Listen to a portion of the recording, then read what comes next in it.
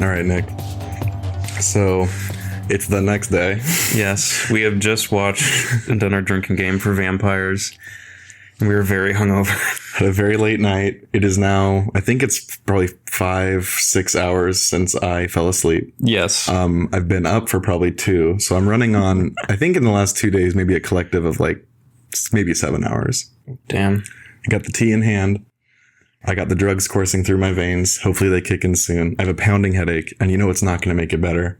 We're about to watch The Predator. This movie is a fucking piece of dog shit. This is genuinely one of the worst movies ever made. Yes.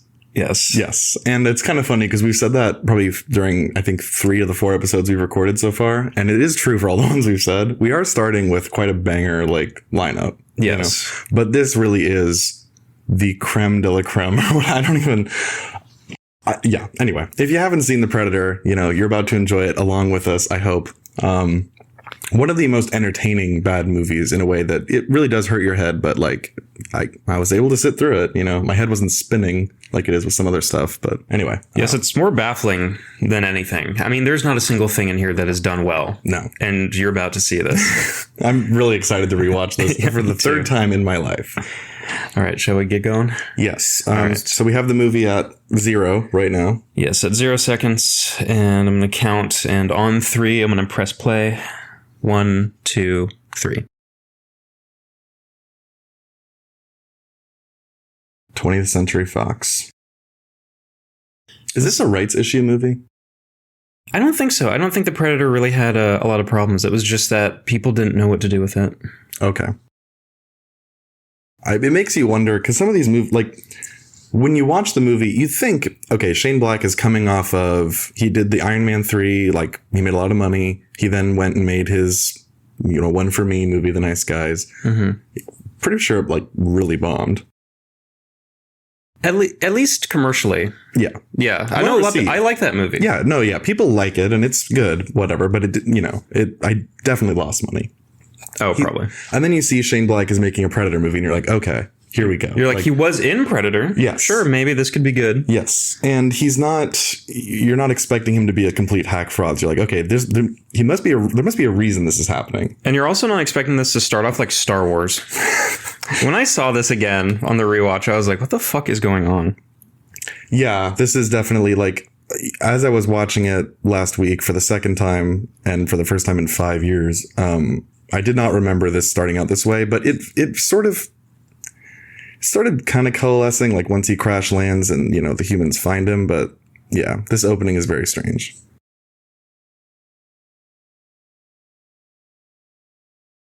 This fucking it's just so funny how like everything's exploding around him and he's just kind of calmly like pressing buttons, you know, like it's just comical right away. Like there's no urgency. There's no like his stupid fucking walk right there. Yeah, his Sasquatch walk.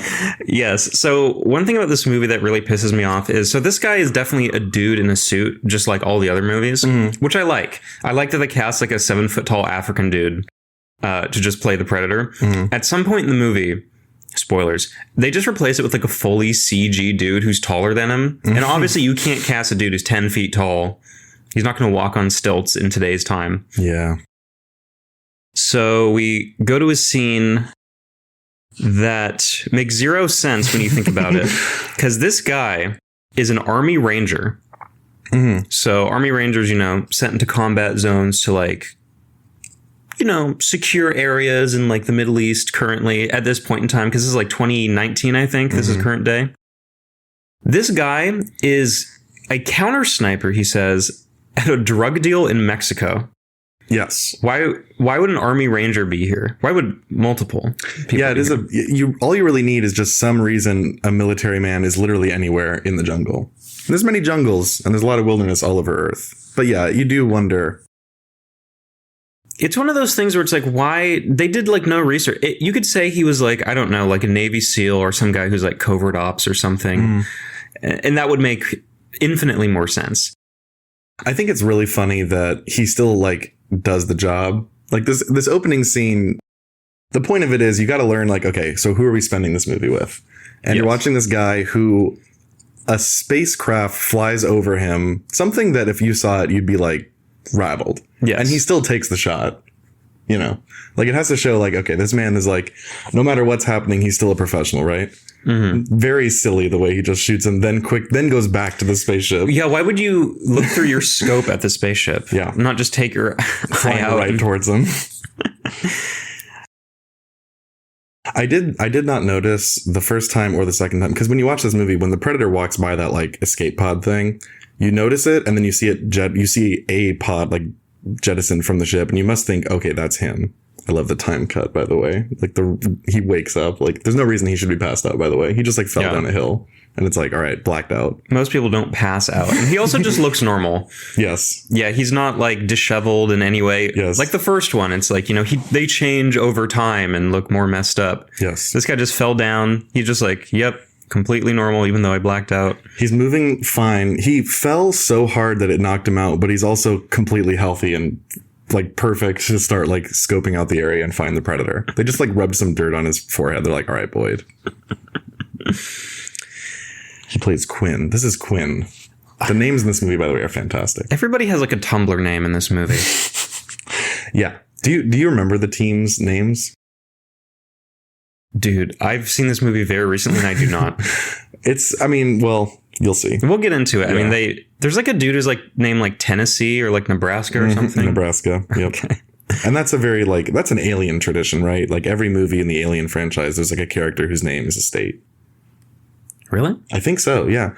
I think. Well, there's a guy named Dutch in the first one. Yeah, and there's an ethnicity in every movie. I know that Houston is one of them. I know Dallas is one of them. Love that he finds the alien helmet and then like puts on the wristband of the like alien technology that he knows is obviously either like this is obviously not from this world. And he's like, let me just put this on. Yes. Just put on this wristwatch. I also made a note that these are the least careful soldiers ever. Yeah. That dude goes up to like an obvious alien ship, like you said, and then his teammate comes so loudly, gun drawn on him, and he draws his pistol and points at him, and he's like, the fuck are you doing? Yeah. It's like, you guys are Rangers. It's like, you should not be having these like flagging incidents. Yes. It's all for everything in this movie that makes no sense is for the convenience of the next. It's just to like contrive something for the next beat. Like the fact that he puts on this thing on his wrist that any human would not even probably touch, whatever. No but way. The fact that he puts it on and then he's like surprised when it latches. Like, you put it on, why are you surprised? And also, he's just putting that on so he can shoot back at the Predator. Yes. When Shane Black was writing this in his infinite wisdom, he's like, I need to get to a certain place. Sorry, this is just very fun. Anyway. He's like, I need to get to a certain place. So I'm going to write the stupidest bullshit ever that makes no sense just so I can get there. Yeah. I'm a screenwriter in Hollywood. Yeah. Pay me $1 million. The soldier pointing the gun, walking up super loud is the same thing. It's like, I need a moment where he's frightened by something. Oh, the Predator. Oh, it's just a soldier. I need a fake out. But there's no reason that soldier would sneak up on him. No. Yeah. Makes no sense. There's no radio communication. It's so funny knowing that this is supposed to be the good Predator. The fact that he immediately slaughters the first human he sees. He's here to help humanity. And the first human he sees, he disembowels and cuts his face off. Yes. Not even like if he gets attacked or something. He is gore. If he got like attacked or something, he just killed him in self-defense. That's one thing. But this dude is like doing the trophy hunting at this moment. Yeah. Yeah. So this Predator is supposed to help humanity, I believe. That plotline is the dumbest thing ever. But at this point, we don't know this. But this is the good Predator in his fucking eyes. That is so... I mean, obviously, like this, you know, it's... I'm pretty sure those eyes are not eyes on the costume and they made out some device where you could like raise the eyelids. I'm pretty sure those are just like CGI because they're like not lined up. Like, it looks terrible, and it just, I can't even describe how fake it looks, and you know it's fake, so it sounds silly to say, but when those eyes open, you're just like, oh my God, I'm watching a real piece of shit. Like, you already know. Yeah, this scene doesn't do a lot for your confidence because this set right here looks like a theme park at like Universal. Like everything here is like, this is not what trees look like. Yeah. Yeah, in Mexico. Also, this part is really funny. So this is I believe the introduction to Sterling K. Brown's character. And like I said, we're in Mexico. He is FBI, I think. He's just like a 3-letter organization, and he's always chewing gum. In every scene, he's chewing gum. Why is he in Mexico? Gentlemen, they're big, they're fast, and fucking you up is their idea of tourism. That's his first line, and then he pops gum. He is just doing Tommy Lee Jones from The Fugitive in his head. 100%. I can't remember if I talked to you or Chris about this. Probably Chris. I don't know. Yeah, it must have been Chris when I first got here. I also love he gets in this town and the subtitles we have on just says mariachi music starts. Like, what did Shane mean by this? Can we talk about what's going on in his head right now? So Quinn, excuse me, he discovers this technology. He can tell it's valuable. He knows that he wants to keep it. He says as evidence. So I guess he's onto the fact that like, okay, clearly the government's going to like disappear me because I've seen something I shouldn't, right? So he has the kind of smart idea to get it out of the country, right? The way he does that is by threatening this man who clearly is going to like this. He's like showing a gun, which signals like, I am unhinged. You can't trust me. Like, there's no reason this guy shouldn't go to the cops with the stuff he's asking him to send, you know? I also love how this guy's like perfectly figured out how to do the disappearing technology. Yeah, he can use it right away. On his walk to this pueblo, and there's the Don Julio product placement and the framing. This is also insane because he's swallowing the whatever that is, whatever metal ball, the Benoit ball. The fact that all of the liquid goes down his throat before that would not help him swallow it 1%. It was completely wasted. Just a funny detail, just how everything's fucked up. Welcome parents and STDs. That made me chuckle. Is Lawrence Gordon, is that like a reference? The Lawrence Gordon School? It's just like such a weird name that it makes you wonder, like Lawrence Gordon must be like the producer of the original. I have no idea. I mean, Shane Black's mind is an enigma. Let's talk about what he intended with this scene. So we meet our semi-protagonist, the autistic child, played by Jacob Tremblay. This kid is very important to the plot, surprisingly. Yes. And he's the kid from Room. Yes. And he was kind of, good movie, amazing performance from him. He is terrible in this. Through no fault of his own, he's a child, and he's playing the worst character ever. Yes, I mean, honestly, the script they give him like, I think it's Asperger's. I guess. And I mean, they give him like really nothing besides just like the beats of somebody like with autism has. Any mental illness or like anyone on the spectrum, any type of that, is just not portrayed well in this movie. And this is my favorite line. I'm hungry for an Asperger. Do you recognize this kid in the red jacket, by the way? No. So I wrote down his name, Gabriel Labella. Oh my God, yes. This is the guy who played... he's the kid from The Fabelmans, which is why we were talking about that. And he played he was in Saturday Night. Yeah, he played Lorne Michaels in Saturday Night. I looked up the cast list and I saw him in there and I'm just like, well, I don't remember him. But yeah, I guess he was like a young guy. So these bullies, they knock over the chess pieces. And this kid, this is pure filmmaking where he's like, I remember where everything was. This is the crazy, like the matchbook scene in Rain Man is like insane. You know, like the fact that he glanced at it for 1 second. It's like, no, I'm on the spectrum. So I'm actually like a genius. And I know exactly how many matches I just saw. This takes that to the next level where he rearranges, I think like 8 or 10 chessboards perfectly from memory. Yes. Yeah. When I was watching this, I'm like, what if he just like rearranged him so he was winning every match? He's losing. He's just like, actually, I had you in check in 2. Yeah. He's a complete fraud, actually. Yeah. He's a complete dumbass. That would be a good He's playing 8 games and losing them all. This is established several. So like his autism is defined primarily by the fact that he's really good at understanding the predator language. Okay. Interesting. And the fact that when there's a loud noise, he covers his ears. Happens twice in like less than 5 minutes. Yeah. It never happens again. Did you notice that? Like once everything at the end is going off and like shit's hitting the fan, he's like not bothered by sound anymore. Him, the guy with Tourette's, they only have any ailments when it serves the plot or they think it's going to be funny. Like we'll see later. The guy with Tourette's just like only swears when it's like a break in any dialogue. When there's actual like exposition that needs to be put. He just is a normal guy. Yes. And every time he's like, cocksucker motherfucker. It is, it's like a What About Bob love. Like, have you seen that movie? No. Oh, well, it's a great comedy, but like, this movie's understanding of Tourette's is that like, if you have Tourette's, I guess you just are constantly like insanely foul mouthed. And when I was like researching this movie after, Shane Black apparently has Tourette's. So you'd think he would fucking know how it works. You would try to make it a sensitive portrayal. Or at least like believable. You watch it, you're like, this is ridiculous. So this scene right here with Olivia Munn is really funny because she is not set up at all. They're just like, Dr. Dicksuck, whatever your name. I don't even remember what her name is. They're just like, please come with me. They don't even like tell you the credentials or anything or like. Yeah, so this is one of the cut scenes. So that scene, Olivia Munn's introduction, she's just like in the park. These guys in suits come up, they say, come with us. Yes. Apparently, not a blurry. That's really hilarious. It's so shitty. Apparently, her character introduction was that was her first scene, but the first half of that scene that got cut out was this guy who's like, "Oh, hot stuff, boy, what are you doing? Like, oh, come over here." And she's like, "Actually, I have a brain. I'm a scientist." That actor apparently was a pedophile. Oh my God. And when Olivia Munn found out, she like leaked it to the press or something to get it cut out of the movie. That's right. Yeah. I forgot about that. Yeah. My God. That wasn't, when this movie was coming out and I was making fun of just like the terrible casting and like every leaked plot detail or admitted, not even leaked. Mm-hmm. And then Olivia Munn talked about that. I mean, to her credit, it's like, I wouldn't want to work with an out or obvious pedophile, but I mean, they had no money for reshoots, I guess. Well, actually, no, they did do reshoots. The entire ending is reshot. That's right. Yes, because it was meant to be shot at daytime. It was daytime with like good predators.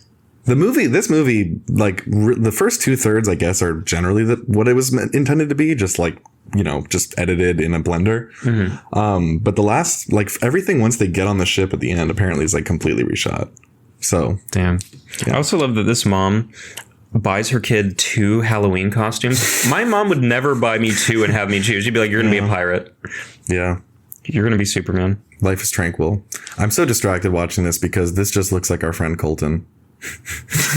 I just imagine like reshooting these like doing scene recreations just with him. This guy is like too pretty to be like an Army Ranger. He has just actor face. He does have actor face. He has SoCal, like Transformers. Yeah, he should be like a bad guy in a surf movie. Yeah. Oh, well, that's actually something also I wanted to talk about. So this actor, and actually a lot of the cast this was their first movie after something really career juicing, if that's a phrase. Because he was the villain in Logan 1 year before this. And he's good in that movie, and it was a good movie, and it was really made a lot of money. So like he was, on top of the world, right? In his mind, at least. Mm-hmm. And now he has a starring role in this new action movie. And it's the shitty, like, I don't think I've seen him in something since. I can't recall any of the other people besides Key and Peele. Yeah. Who is in anything like new. Yeah. Like, yeah. I guess Olivia Munn is still in the news cycle, but I can't remember the last movie she was in after this that I saw. Same. Probably like a Netflix original. Yeah. She does like mommy blogging now. Yeah. Yeah. She's in the news because of who she married. Yeah. I used to have such a big crush on her when she was on G4. Do you ever watch that? No, I haven't. And I don't even know. Like, she's just an enigma to me. When I was watching this, I had that realization, like, I think this is the only thing I've seen her in besides like Magic Mike. Mm. And I was like, is she just like someone's daughter? Like, was she just like handed a movie career? Because like, who is this woman? I don't think that she was on this tech show called Attack of the Show on G4. That was like a very tech oriented show with like comedy. And she is very hot, in my opinion. Yeah. She's attractive. Yeah. So this kid gets shipped a helmet. This scene is so insane. So he sent the Predator helmet and the gauntlet or whatever to his a P.O. box. No, to his P.O. box. Yes. That's right. And then the guy's like, your father hasn't been making the payments, so we're delivering it to your house. And it's like, okay, whatever. The child then opens up what is obviously like, even he's young enough that who knows, maybe he's not going to think aliens, but he knows this is just something he should not be touching. He decides to wear the Predator helmet as a Halloween costume, which, by the way, shouldn't that thing be like £1 million? Yes, there's no way he's wearing this on his head. These people are like 8 feet tall and like 500 pounds of muscle, and he's just like carrying it normally. Yes. And this kid, he figures out how to like work all this alien tech, not even in a smart way where he like reads, I don't know, like the light patterns. He just touches it in a weird way, and he's like, I got it. He pokes it, it turns on, he stares at it, and the predator language is just a bunch of lines. Yes. Like, it's not like just, it's not, there's no reason he should be able to understand it at all. But the movie's like, well, he's on the spectrum. Yeah, there is no process of him understanding. He's like, I get it. Yes. He immediately understands. He learns it in one night. Yeah. Yeah. Anyway. So here we are getting introduced to the best cast. A team of heroes. We have Key and Peele. And this movie, I think Key and Peele was probably like winding down at this point. So I guess he was like, okay, I got to pivot. You know? Yeah. I mean, so he's recession proof, though. He's in commercials and, you know. At this point, Jordan Peele he had made Get Out. I think he was making Us. Yes. At this point, this is 2019. Yeah. Don't worry about him. He got Tourette's. This is such a, so we have Key and Peele just like doing his own thing. We have Trevante Rhodes, this guy here, who is coming off of Moonlight. Mm-hmm. He's he's one of the main character, or he's like the main character in the last third of Moonlight. Good actor. Also, never seen him in anything since this. This is career poison. Absolutely. We have Thomas Jane as the Tourette's man, who I know he was he in The Predator, or did people just want, or no, not The Predator, sorry, The Punisher. Did people just want him to play the Punisher? Was he in a Punisher movie?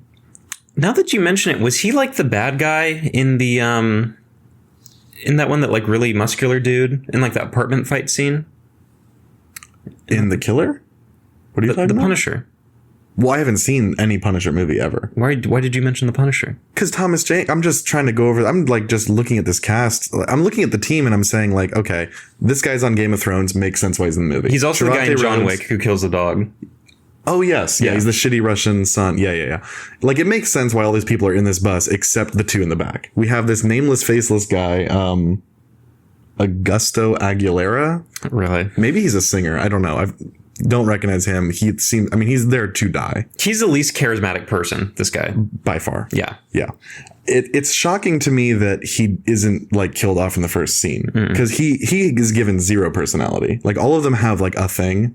You know, even if it's a bad thing, but this is the craziest. This is so insane. I guess this scene has to have some like length, like even though it goes on too long, like you do need something where they bond, but they're all just immediately like, they have this camaraderie that is not earned. It's like anti-earned. Yeah. Like if I was in this bus, I wouldn't trust saying anything to these people, and I would not want to like spend, like once I was free, I would be like, all right, bye. You guys are insane. You know. So they're here at like a place that obviously is like just a dam somewhere that they just like CG'd like, an evil base at. Project Stargazer. They need to cut a check to Travis Scott. So Olivia Munn is, I mean, I guess we'll see from the subtitles here. I forget, is there any reason why she was called other than that she just said to somebody at some point, hey, if you ever find a space alien, I'd be really interested in like consulting. Like, yes, I wrote this down. At some point they say, you wrote the book on evolutionary biology. She looks like the girl who'd write the book on evolutionary biology. Yeah, she's just like, I don't know. Yeah, she does not have like the bookish look of somebody who's just like changing like worldviews. Yes. And here's the Busey. So is this like, here it goes. Why would you cast him? Yeah, there it is. You wrote the book. Wow. Why is he in this movie? Jake Busey. I don't know. Because someone owed him a favor. It must be that he just knows Shane Black, because there's no reason. He's so distracting. And like, this is such a tonal misfire. I mean, the whole movie's a tonal misfire, but we've got some member berries moments. Predator gear in the windows.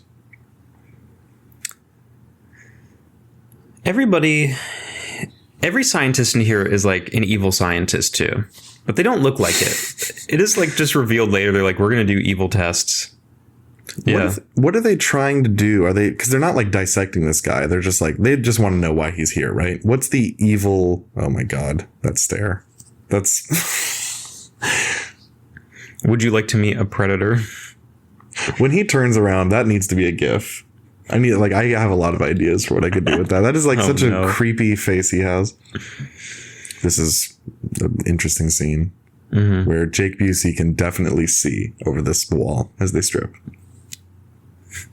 Do you think Shane Black even afforded her the courtesy of like the little stickers to cover your nipples? Like, you actually need to be. I need to see everything. Shane Black like insisted on having like the little monitor, like the portable monitor that he can like watch like what the camera sees. But he's like I'm gonna lay in this little pod with you, Olivia Munn. He's crouched on the floor right now. I hate the way this movie. I mean, with most action movies, you're not expecting like artistic cinematography, you know, but you watch it, you don't even really think about it almost ever. I specifically hate the way this movie is lit and color corrected or color graded, whatever you want to call it. Like, this is so ugly to look at. It's very abrasive. Yeah. It hurts your eyes. It definitely has like that stale operating theater light. That's very utilitarian. And I get it, but it still looks bad. But it also is during like the rest of the movie. It's poorly, like, this is just a poorly exposed shot. Like, you can, because everyone's like coats are glowing so much. Like, you can tell that they just didn't really light it. They just kind of like, the set was built, whatever practicals, they just turn them on. They're like, okay, we're good to shoot. But it's really hard to look at. You are one beautiful motherfucker. Yeah, that's what our character would say. Good job, Shane. That's a Predator line. Or no, you're one ugly motherfucker. Yeah. Yes. Well, I guess that's supposed to be, you're like, that's a moment that you're supposed to like elbow your wife and be like, that's honey, get off your phone. That's Predator. Arnie said that. This specimen has human DNA. Is this ever addressed again, by the way? I don't think so. I mean, it really is like a bizarre plot point, but they're implying that I guess like predators, they do address this later, where it's like they use human DNA to make themselves stronger. Oh, yes. The best specimens they put in their DNA, which I don't even think was a plot point in the earlier Predator films. This really is just created for this one. Yeah. They say they go. And by the way, it's like, how do you know this? They're like, yeah, they go around. They insert DNA into themselves of the deadliest species on every planet they visit. And it's like, and your proof? It's like, how do you know? Did you ask him? How do you, like literally, how do you even figure this out? Because they say in this movie, they might have already said it, that they've only interacted with predators a few times, and they specifically name drop the dates that the previous Predator movies came out. Mm-hmm. So there's no good reason for them to understand anything about the predators. Also, in the first movie, there's like nothing surviving for them to like actually salvage. The Predator explodes. All his tech is destroyed. Yes. Nothing about this. If you start thinking about it critically, everything collapses immediately. None of it makes any sense. So this is just jokes again. Yeah. They were treated to a hilarious scene where Thomas Jane just says fuck over and over again. Ha ha ha. Tourette's. My favorite thing here is the guard, for some reason, really hates mom jokes. Anytime they mention it, this will happen again. He just gets increasingly angry. They're saying like, we fuck cocks and like, you're gay and stuff like that. But he's just like, hey, your mom sucks penis. I'm like, shut up. Don't let me get better. Yeah. Well, everyone, I guess Shane Black is like, you know, it's 2018, guys. We're going to have neurodivergency in this Predator movie. So that's going to mean that everyone has like really strange outbursts where they just scream for no reason. Yes, it's always jokey jokes and then shut the fuck up. Hey, a joke. Hey. Mm-hmm. I mean, do you think this was actually scripted, or was this just like Shane was like, I need you guys to improv. I need you to shoot the shit right here, and we'll just have cameras rolling, stay in character, whatever character you have, which is just cool guy. You might be onto something. A lot of this definitely doesn't feel written. I mean, they could have done this in a Curb way, where it's like, here are the beats you need to hit, but let's just shoot a bunch of B-roll of you guys like shooting the shit, and we'll find it in the edit. And clearly they didn't find it. No. It's the worst banter of all time. It's embarrassingly bad. Like when I was 12 years old and like typing scripts in Microsoft Word, like, you know, I was writing better dialogue than that scene. Sensors engaged. What do we call this guy? I think they call him, do they call him like the Alpha Predator or something? I don't know. So he's making contact with a kid right here. The kid is like going autismo mode, just like touching lights and stuff. And somehow he learns the language. So it's set up also that this kid is like good with languages when his mom comes home. Mm-hmm. The kid is just like, I already read all the Spanish books. I got it. He never speaks Spanish a single time. And you're led to believe that because he knows how to like learn Spanish, he's like, I can learn Predator. Yeah, it's like if you're really gifted about linguistics or understanding like the logic of different languages, it's just intuitive for you. I mean, does every language with every species develop the same way? Like, did the predators? I mean, I guess they have human DNA, but that's a more recent development in their lineage. That also just doesn't change your language. Well, no, I'm just saying, I'm saying, even if you wanted to explain it away of like, well, they have human DNA, so maybe they think the way humans do about like, no. Yeah. There's no reason that he should understand any of that shit. And the fact that he learns it in the space of, what has it been, like 2 hours? Yeah. Since he opened the thing. Which, I don't even think the smartest people on Earth can do that. Even if you have a photographic memory. Nick, are you saying the smartest people on Earth can't learn an alien language in 2 hours? That's exactly what I'm saying. Hot take. They do call, there is a name for the big predator. Online, this one is named like, not good predator, but it's like traitor. They call it like they call him Traitor. Yes. Like in the screenplay, like his name is Traitor, you know. The bigger one is called like, it's really silly. Oh my God. He just bites his hand. Immediately biting him. Has a predator ever bit someone before? I don't know. It's just funny the way he does it. Yeah. He just kind of like lazily like turns his head. And it's like, why do you have your hand there? Why do you have your hand there next to the... And they just kill this lady in the dumbest way. Sterling K. Brown, the biggest coward. And so Olivia Munn, I don't know what her character is supposed to be. If she's supposed to be bookish or like an every woman, because she just grabs a gun immediately, knows how to use this trank gun that they never teach her how, and is just obviously like a scientist weapon in this one base. Yeah, she's like tactical mode immediately. And it's like, you're an evolutionary biologist. She wrote the book on evolutionary biology. She did. She didn't write the book on like trank guns. Did you notice that Jake Busey got shot in the head there? I did not. It happens so insanely fast. And maybe I'm pretty sure he doesn't show up in the movie again. So I'm pretty sure I'm correct that he died there. But when they're shooting at the predator and like there's like ricochets, you see a bullet like bounce and you see him just kind of standing in the back, like out of focus. And a bullet just goes through his head and you see a huge splatter behind. And then it cuts away after like less than 1 second. Like they put that shot in probably like, well, the audience is going to wonder what happened to him, you know? But it's so fast you cannot like... I didn't notice it until now. This is my third time watching. My God. So also right here, I mean, he is killing anybody with weapons. And if you know the Predator lore, it's like they will not attack an unarmed person. But he's also supposed to be helping humanity. He definitely saw her with a weapon. And it's not just like, oh, I got to abide by the rules. You don't have it right now. Yeah. So he should, by all intents and purposes, kill her. Yes. But he decides not to. And he just slaughtered many people who were not armed. Most of the people he just killed were not armed. Yeah, scientists trying to run away. And I guess like the logic is like, oh, you're experimenting on me. Yeah. And then here he's just firing. He's the way he just swings his gun like a dumb animal. He fires like the monkeys in the new Planet of the Apes movie. Yes, he does. Yes. Yes. Yeah. And it's like, this is quite literally intended to be in this universe, the most deadly creature like in the galaxy, basically, like the most intelligent murderer. And he just like, he flails a gun. Like, this is insane, by the way. Yes. The bad predator looks through the camera in his helmet. Oh, never mind. The good predator. He looks through the camera, sees the address, and he understands what the fuck that means.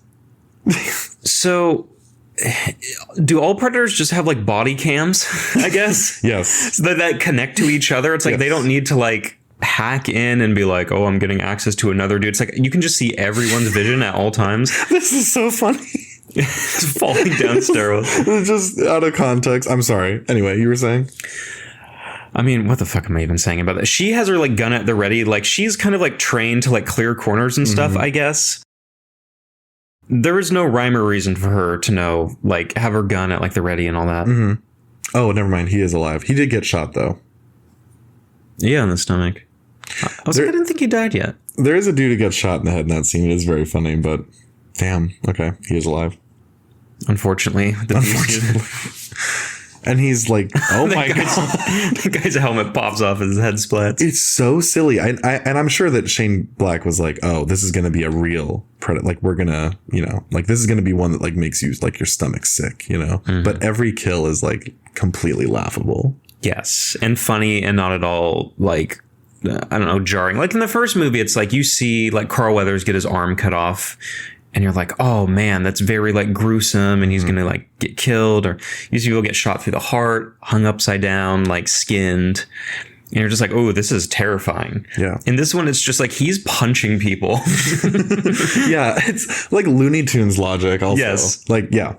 I mean, when he throws the dude down on the slab and then just like swings his arm past him, you just see like an ocean of blood, like a volcano of blood come out of his stomach. It's like very like Looney Tunes, like, you know. So right here, they realize that this guy just hates mom jokes again for the plot. Mm-hmm. It's crazy. I mean, like, I guess this is the way you'd have to write this scene where they fake a fight to get the guy to come in, whatever. But the fact that they all overpower all of them immediately when it's like, these are dangerous, like, criminals, you know? Mm-hmm. None of them have their guns drawn. Doesn't notice that he took his nightstick. Yes. Those are loud, by the way. Yes. And there's a guy right behind him who should have seen. And then they pick up the gun after they're already getting their asses kicked. Yes. Swashbuckling heroes. It would be funny if he just shotgunned that guy through the heart. Like, that would be very much in the tone of this movie, which is like senseless violence. Well, all these people are here because they have like done a crime. Yeah. Like, the guy from Moonlight had just shot his CO. Yeah. And I wrote down, I forgot to mention it. Key and Peele had like a friendly fire incident. Mm. He just killed like a guy. Mm-hmm. Or something like that. Yeah, they're like bad people. It's not like Boyd Holbrook. It's not like Quinn where it's like, oh, I'm here, but you know, it's kind of a... Yeah, no, these people have like actually done things that it's like, yeah, you deserve to get court-martialed for this. Well, that's what I was saying earlier. Like, if I was him, I would... There's absolutely no reason he would trust these people. And he has camaraderie with them right away. Mm-hmm. And these are people that if he had a modicum of intelligence, he would get the fuck away from them as soon as he was free. There's like fake veteran camaraderie where it's just like, were you in the shit? Yeah, I was in an Operation Enduring Freedom. And then that's just like, I guess for some people, it's kind of like a hack way to like give them like any type of like relationship. Yeah. Yeah, if they were all like retired. So, I mean, if for whatever reason he was teamed up with people who were out of the military and they all were like, oh, I'm in a bus with a bunch of like traumatic injury people who are like on their way to the VA. I don't know. And like for whatever reason, I'm like, you know, I don't know. You could figure out some contrivance to get him with a group of people that they share camaraderie because they've all been like damaged by their service, you know? Mm-hmm. And then Quinn has been persecuted for like seeing the aliens, so he's the ultimate guy who got screwed over by the system, you know. Mm-hmm. I mean, you could also do something where it's like, instead, you know what, this fucking run is so stupid. So that funny. Suit has to weigh. Look at that. And they're just like, just CG that, please. Yeah. Why does she think to do that? Why does she think to jump on the bus? Why is she like Laura Croft? Why is she jumping on shit and like flipping? Why is she like a hunter right here lining up the shot? Yeah. I mean, her thing is like, that's my predator. I want to study it. And it's like, do you not see him just like beats a lot of people to death? He just stops running the shit. This is interesting because Predator is trying to escape these. That's so funny that she shoots herself in the foot. The tranquilizer gun. It's really funny that he's trying to run away from these like people that are obviously chasing him. And he just runs in a straight line down this road. Like, yes. Wouldn't he want to run into the woods? Yes, he's also running at like 15 miles an hour and they're just chasing after him. They're driving really slow out. They could have run him over easily. They're chasing him at 15 miles an hour. Motorcycles. Oh, man. Oh my God, get to the chopper. Fuck. Shane Black. Fuck. Shane, you really you're on the bench, buddy. I don't think he's made something since this, right? Not that I can remember. I think he is currently making stuff. Like he has stuff in production, I'm pretty sure. I'm sure he works and people pay him money to punch up the script to I guess so. They're just like, Shane, I love what you did on Predator. 29. So coming up here is one of my favorite moments. You'll see why in a second. So this guy is just like the slowest crash right there. He's like, how'd you not hear a guy on the motorcycle next to you? And then another guy just clotheslines him. And again, not breaking 20 miles an hour. No, it is the slowest crash ever. He could have heard that, got out of the way, shot that dude, put two in his chest, shot Olivia Munn in the head. Yeah. Is that the moment? Yes, that's my favorite. That is one of my favorites. Where it's like, how do you not? And then these guys are getting hit. This is crazy. Also So the Predator climbs into this like military convoy truck, whatever, immediately kills everyone in the truck, and then grabs a severed arm the guy happened to just be making a thumbs up when he died, or when he lost the arm at least. And he holds it through the window for the driver to see that everything's okay. And then he knows what a thumbs up means. Yes. Well, he has enough human DNA to know it. Yes. And the driver, by the way, who hears like people being murdered behind him. Oh my God, the CGI. That dog. That's like prequel level. It's very glossy. Very bad. And the movement is terrible. They're at the Humdinger Hotel, where a bunch of bikers are here for some reason.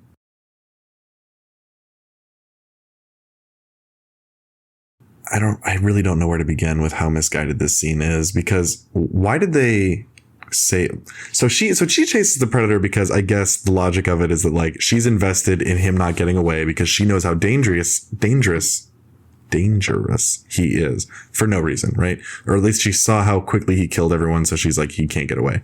They are keeping her for what reason? Like, why didn't they just throw her out of the van?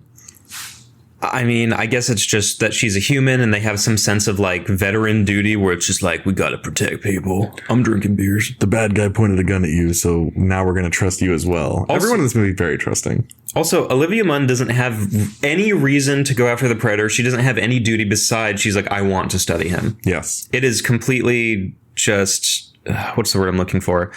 Like her own self-serving reason. She's a very selfish reason. These guys are like, I need to protect my family, and there's something that we think at this moment is like something that's going to destroy humanity. Global threat. Yes. And then, you know, they'll have another reason when the FBI is just like, we are going to fucking kill you. Yeah. Let's talk about this, because this is this scene is, you know, this goes on forever. They're in this motel for the longest time. Yeah. And then we have the famous Tourette's scene, which I love.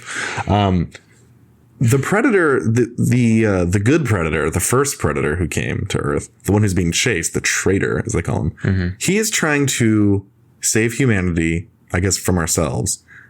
He at no point makes, I mean, I understand he was kidnapped by the military, but he did instart the shit by trying to slaughter all of them, right? He makes no attempt at any point to do anything to achieve his goal of letting us, he has like technology that ends global warming.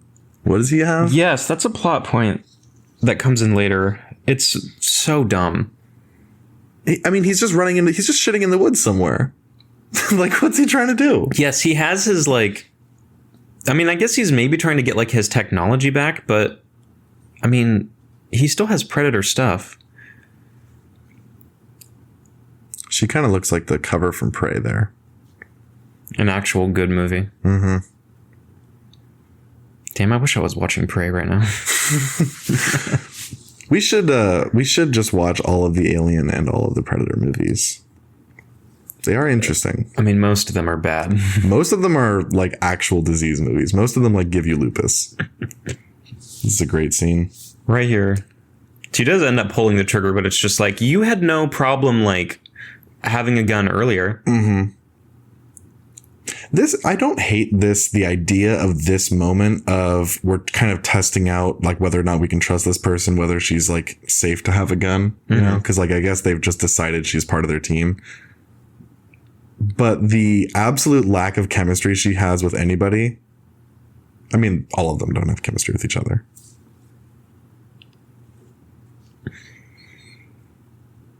Oh my God.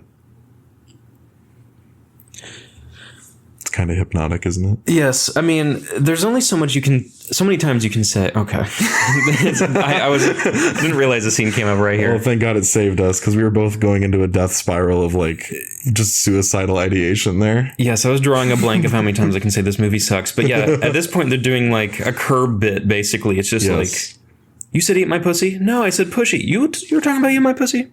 So this is an interesting thing about this movie's version of Tourette's, where I guess it's that like you're involuntarily saying your deepest desires. Yes, which isn't what Tourette's is. A lot of the time it's stuff you don't want to say. It is like the id coming through, I guess. Every like Tourette's interview I've seen is just like, it's stuff that you really don't want. It's the stuff that your brain is like, don't say this, but it's like, you know, the dark thoughts that everybody gets in their head. But in this movie, it is just, hey, nothing is happening right now, so I need him to just like say fuck, shit, cock. Yes. His Tourette's is only vulgarity. And I understand that, I mean, Tourette's can probably take many more forms than this, but generally speaking, the people that I've met who have Tourette's and seen online or whatever, typically, like, it's pretty rare that I've seen people where they're like that girl who's like telling, who was it, Conan or Fallon, she was talking to like Chris Cuomo. Yes, Balin Dupree. Yeah, like fuck you, Chris. Like just kept doing that fuck over and you, over again. Like I've seen that, but that seems much more rare than Tourette's. That's more just like kind of like, I guess, not impulse control, but like your filter. You just kind of like, you have a tick. Swearing Tourette's, I forget what it's called. There's a specific word for it, but swearing Tourette's is actually rare. Most people just have like, you know, blinking or like clicking or like smacking like teeth or something like that. First of all, the idea of a guy being like an operative with Tourette's is hilarious. You would not get past like like the doctor would not clear you for that. It's like, what? Imagine you're sneaking through a forest and your guy next to you is like, penis. I want to eat your pussy. There's no way that would ever happen. I didn't even think about that. Yeah, that's a good point. Yeah, like maybe they would let you work in the kitchen. Yes. Like you can be the guy that like sells stuff on the aircraft carrier. It's like, you're not going to be the guy like doing missions. Yeah, special forces. Imagine him sneaking into Osama bin Laden's house. It's like, we all would be quiet. It's like, Osama, fuck. Osama, fuck. I like that. I like that this little kid's gaming keyboard is like the same color pattern as the Predator. Yes. He has Steam open back there, I think. What games does he have? He was playing Don't Starve earlier. So right here, this kid is getting red-pilled by the Predator. He's just like father like son. He sees this alien technology that's lighting the fuck up. Like, I would be afraid that if I put my face near that, it would like melt my face off.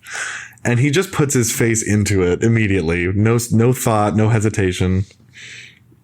And the Predator helmet is playing a quick time event of evolution. Yeah. So what this is meant to portray, on my third watch, I'm not even sure what it is, that the Predators put the traitor Predator to a table and they injected him with human DNA. I think that's what it's meant to say. Mm-hmm. Yes. Why it's playing? Who knows? No idea. It's shit just happens in this movie to progress the plot. It's like I said, Shane Black is just like, I need to show this. How am I going to do it? It's like the dumbest way ever that it just happens. When you're watching a movie, like, if you trust that the movie was made, if you're watching like a piece of shit like The Assignment, where it's like, okay, this is clearly just like people out on a limb doing crazy shit with no supervision, whatever, you know, you don't give it any grace. But a movie like this, you expect, okay, there was like definitely some quality control to some degree, that even if it's a bad movie, if something happens that doesn't really make a lot of, that's hilarious. He duct taped it. Yes. Back of the helmet. It's like that helmet's like 50 pounds. It's so funny.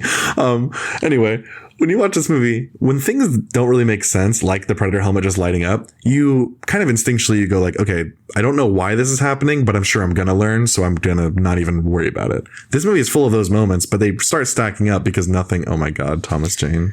Oh my God. So he's just a pervert. I wrote this down that this lady is just like drawing porn. Yes. Like, I guess he provides for her and then she's just like an erotic artist or something. Yes. This makes her very unsympathetic, that this is just like this very graphic, like softcore porn is just in her living room where her little autistic child is going to run in with his Predator helmet at some point and see. Mm-hmm.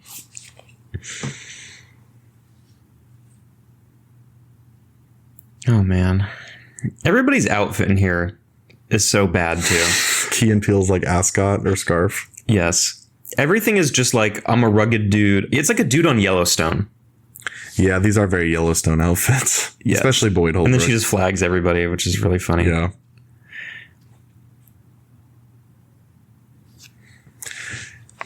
I forgot that this scene occurs so shortly after the motel scene, because they're both scenes where it's like, all right, the whole group is sitting around making a plan, talking, whatever.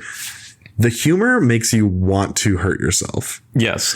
There's not a single moment that was supposed to be funny that I laughed at. 100%. Mm-hmm. I only laughed at the moments where you're supposed to be going like, oh my God, that's terrible. Like, all of the funny moments in this movie are the violence that's insane.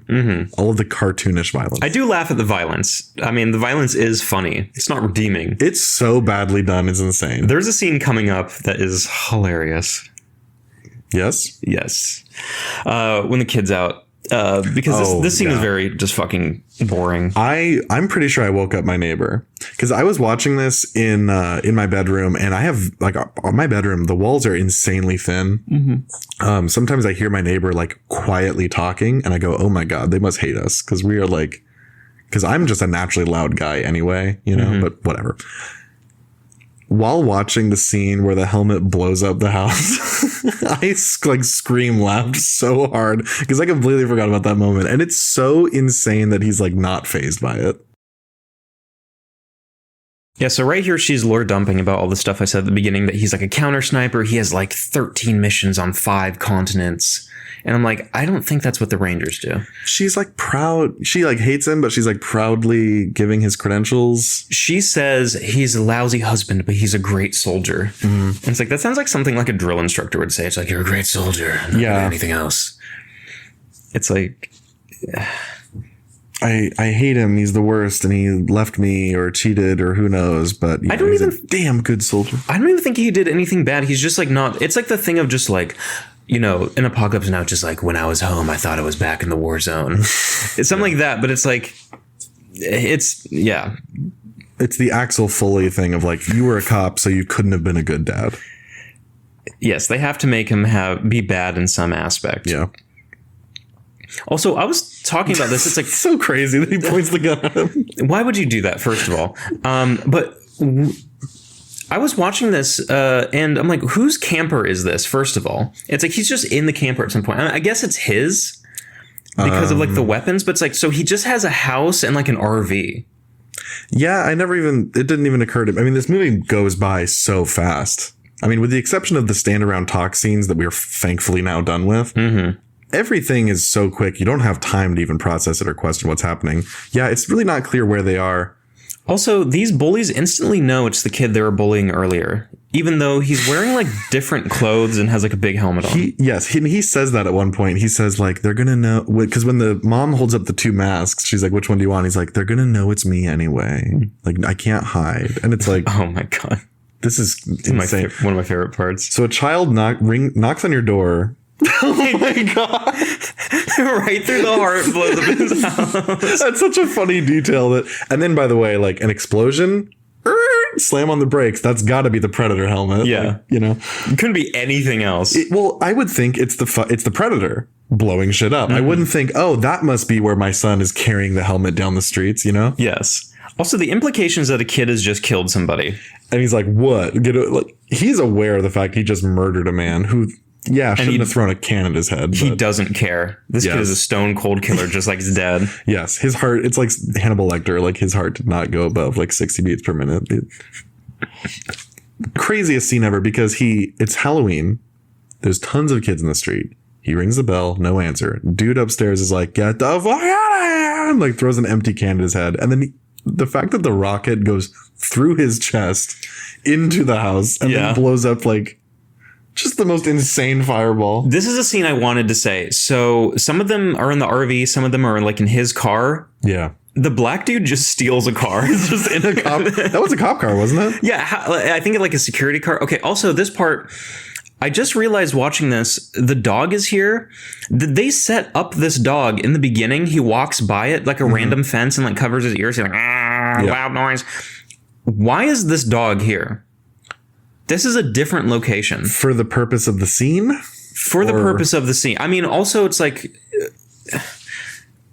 It makes no sense. Like, are you asking why is it here? Like, why did he need the moment with the kid petting the dog? Or why the fuck is the dog from across town now here? Yes. Why is the dog from across town here at this moment to meet the predator dog? You know why? Because he needed a moment where a dog is barking at a predator dog.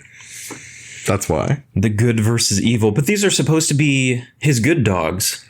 This is this is the evil. Oh, this is the evil predator dog. That's right. And he just fucking hits him with a car. It's so goofy. Why are they like slowly circling him like a shark? Shouldn't they just run up to him and tear his face off? Yes. These are like hunter dogs. Yes. These are the German shepherds of the Predator. That's so insane that he's just... Why is he flying in? He jumps out of the car, too, for no reason. So he flies onto the park. Yes. Slides does over a barrel roll and jumps over. It's the way he died, the way he lived. This is just his instinct, I guess, to just be like barrel rolling into action. Also, these people are running in front of each other while they're firing, flagging, jumping out of the RV without stopping it. This is like one of the worst executed operations ever. He throws his gun at him so weakly. These people are flagging each other. It's unbelievable. Have you seen any of like, oh fuck, I forget his name. The guy who made Samurai Cop. He's made like 4 movies. Yes. Have you seen any of them? No, unfortunately. When you watch them, all of them, Samurai Cop is like, oh my God. He slips on the blood. This is the first time a studio movie has had as many what the hell moments as like an Amir Shervan film. Like the fact that like the cop car thing is a great example. And this too, like the fact that he shoots it with the nail gun, like why don't you use a gun? Why would you think that's even going to permeate his skull? You know, again, I don't know. Dog. And the fact that it just makes him like nice. Yes. For no reason. And the dog is just following them like vaguely throughout and just like chilling. I don't know. For the rest of the movie, he's like a docile, like literal dog. He's just like, I'm here. First of all, so they shot him in the head in the park and then he's walking in the street immediately afterwards. He's now loyal to them. But no, I mean, literally as that came by, the dog was in the street. Yeah. So how did just in 5 seconds he got there? I'm guessing that the ending that they had to reshoot and rewrite and everything, probably the original ending was a smaller percentage of the movie. So when they reshot and added the new thing, they needed to make the rest of the movie shorter because I think they just took like minor moments out of the entire movie. And that's why it's so like choppy and terrible. The fact that he doesn't just kill him right away. Like, what is he doing this for? So this is good Predator, right? This is the traitor. This is good Predator. Who's just like, I'm going to kill a child. He has endlessly slaughtered every person he's seen up to this point, but he's taking a hostage for no reason. He could just kill them all and take what he wants. Mm-hmm. What's stopping him? He looks at humans like bugs anyway. Cock, fuck, dick, suck my cock, fuck. God damn it. Yeah, reading the dialogue makes it hurt more. Mm-hmm. Someone had to write each individual fuck and cock into the script. Imagine being the guy who had to type the captions for this movie. You weren't paid enough. I'm sorry. Why are they engaging him? I don't know. They have no reason to. They're like they're not just running. They're like holding their ground to like fight him there. Mm-hmm.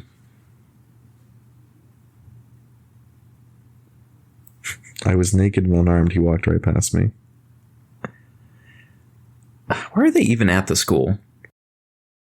It's across the street from the baseball, which is across the street from the house he blew up, which is also on the same street as his house, I guess. They're like, we had a certain amount of filming locations. It's like, we got to use them all. In the logic of like how fast they're able to get around, literally everything in this town is like on the same street. Mm-hmm. Like he lives behind his school. This is a town of 50 people. Yeah. And the Predator is where? Just gone, I guess. Last we saw, he was outside, fired one of his like missiles at them or whatever, and then now he's inside. Yeah, and they're all out front like, we got him. Like if he ran away, I would think, oh, he's chasing them, and he's probably scaling the building, as we know he can do from before. The fact that he's like, no, son, you're gonna shoot me. Why is he not cutting his throat here? Yes. He had no problem killing so many people before, and then he's just like, so yeah, better give me my prize, goddamn. And then he gets hit through a window in a good way. The way he gets pulled through the window, that's like an AI, like Instagram reel, like insane, like, you know, the fact that he's pulled through like he weighs 1 pound, you know? Mm-hmm. And then you see CG Predator, the worst looking movement ever that takes you out of every scene. Yeah. And he's just like naked too. He looks so funny. Tell me where it is. He has good enough reflexes to dodge the missile. What's up? Yes. I also want to say, so you saw that the evil Predator had predator vision. Yeah. But he doesn't have a mask on. Right. So I'm pretty sure that vision of like the infrared vision is like built into the mask. At least in the first movie, I'm pretty sure. Like their base vision is like kind of like different. Maybe that was intentional. Maybe Shane Black was like, they've evolved to just have thermal vision. I guess, but I don't even know if that's a possible evolution. I would bet not. Yeah. I mean, like, yeah, there's not enough genetic variation to get that from one of the races. So right here, he easily kills him. And it's like, oh, hermit. If I was the little predator, he tried to shoot the big one. That's so funny. Just punch him right in the head and rip his head off. The fact that like their guts, like their green blood is like water. Mm-hmm. And with humans and predators in this movie, blood flies out of you. Mm-hmm. Like an ocean, like when every time anyone's killed, like an entire 64 ounce, like punch, like it's just blown out of your chest. Also, I love that she says like he has an exoskeleton under his skin. That means it's not an exoskeleton. If it's in your body. Outside, yeah. Yeah. I guess you can be semantic and be like, well, it's above his first skeleton, but... Traitor eliminated. Any human leads? So this guy's like the Navy SEAL of predators. I guess. He goes into just like hunt predators and like covert operations and just like walk away. Also, the cops didn't see him just now. Yeah. Because they were in full view of him and then he's like, just turn invisible and I'll get away fine. The 10-foot guy. So all these people are just in her house just like reading the mail. This scene is so funny that they let her answer the phone. They're not just like restraining her at this moment. Yeah. This is such a heat like moment. It just sucks ass. I enjoy the fact that the predators back on Predator Planet are like, any human leads? Because he says, I eliminated the traitor. And they say, any human leads? And it's like, what other leads would there be? That guy's face there in that scene, he was so sad. She's like, you fucked with the wrong family. He's like on the verge of tears. Yeah. Very strange acting choices all around here. Fucked that.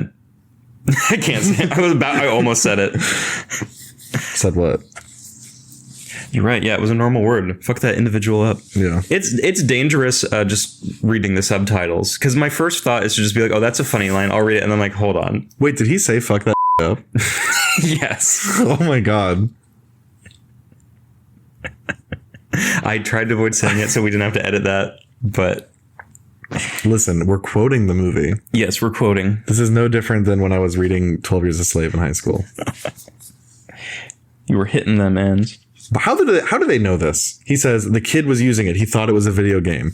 And your evidence? Yeah, they don't have the kid. The kid didn't interact with his mom. Like, well, I guess the implication is that his mom knew this, but like he didn't interact with her. And also, what is the mom? Did the mom tell them? Because she's very tight-lipped. She probably is like invoking the fifth and all that. Yeah, but she put her iPhone down the drain. Yeah, so why would she be like, well, actually, hung up?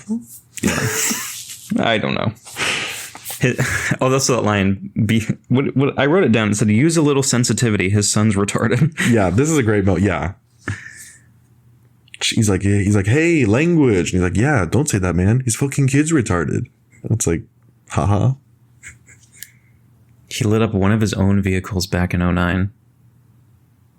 The Tourette's guy. He should have done it with himself in it. So these people are genuinely like, I mean, in an actual good movie, it's like they would have redeeming qualities.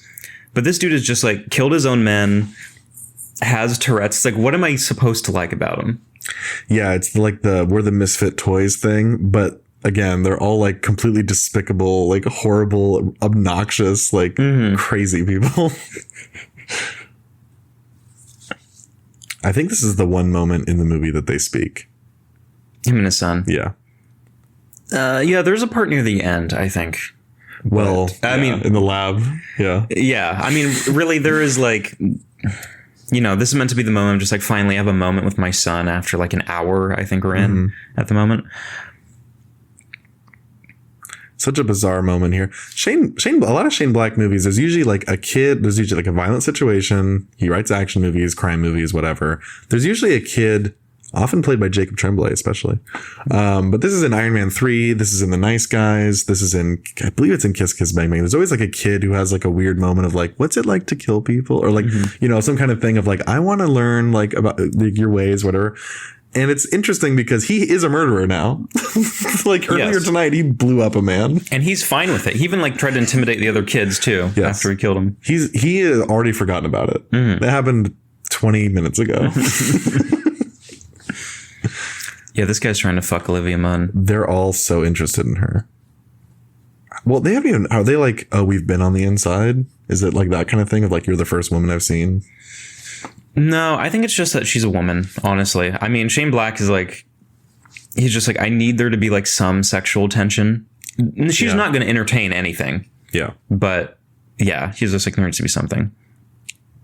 And also, How do either of them know what they're talking about right now? They take out the spines for trophies.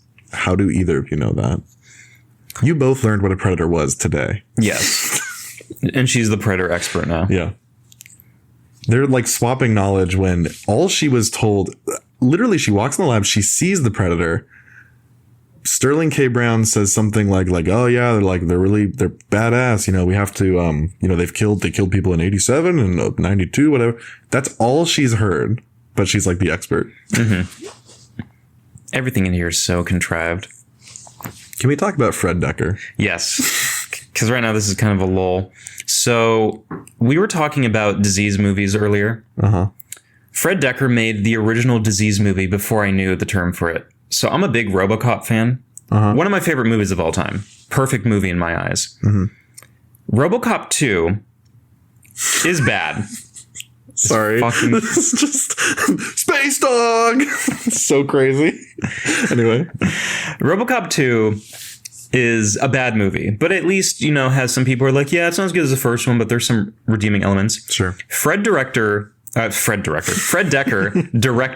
RoboCop 3. RoboCop 3 was so bad.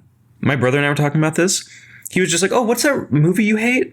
RoboCop. He's just like, there's a scene in there where RoboCop has a jetpack and he's flying around. Yeah. It is one of the worst movies I've ever seen. It is so bad that I had it was wiped from my memory. When did you watch it? How old were you? Oh, I watched it when I was at least a decade ago, but it's I remember the other ones really well. RoboCop 3, I have blocked from my brain because it hurt me so bad. Mm-hmm. Even as a kid, I'm just like, nothing makes sense. This all sucks. Everything sucks. It's all bad.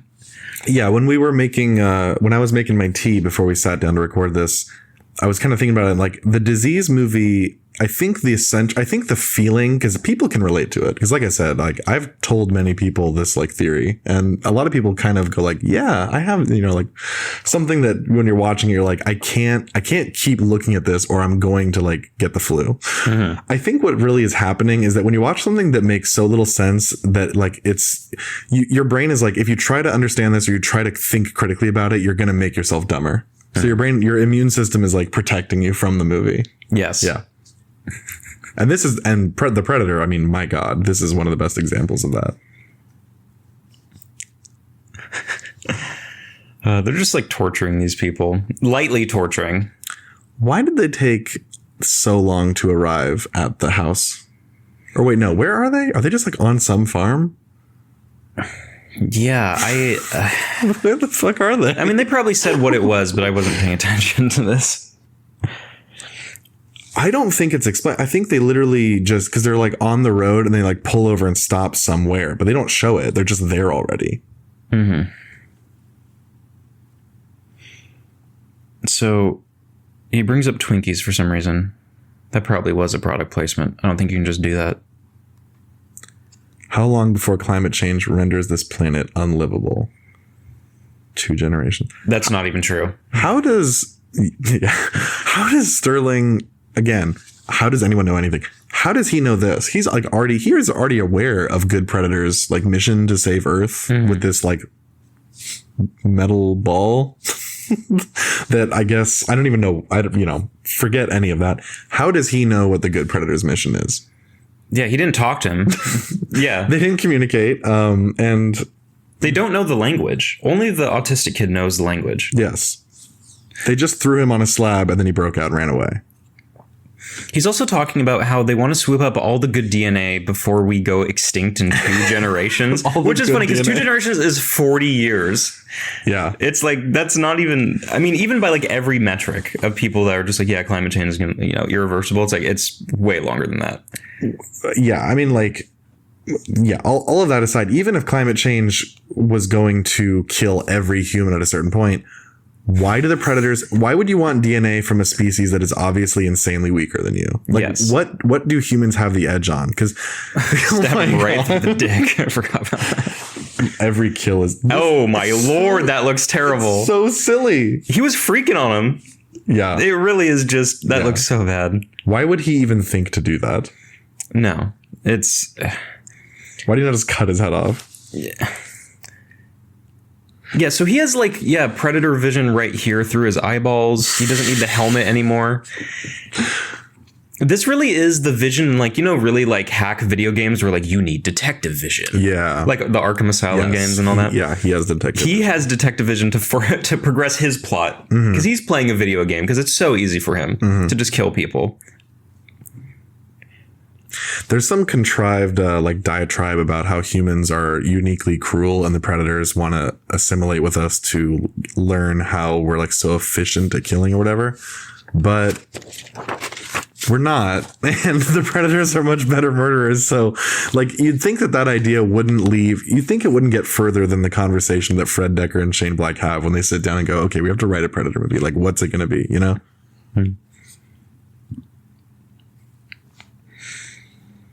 Man, it took them so long to get to this barn when they were in Mexico instantly.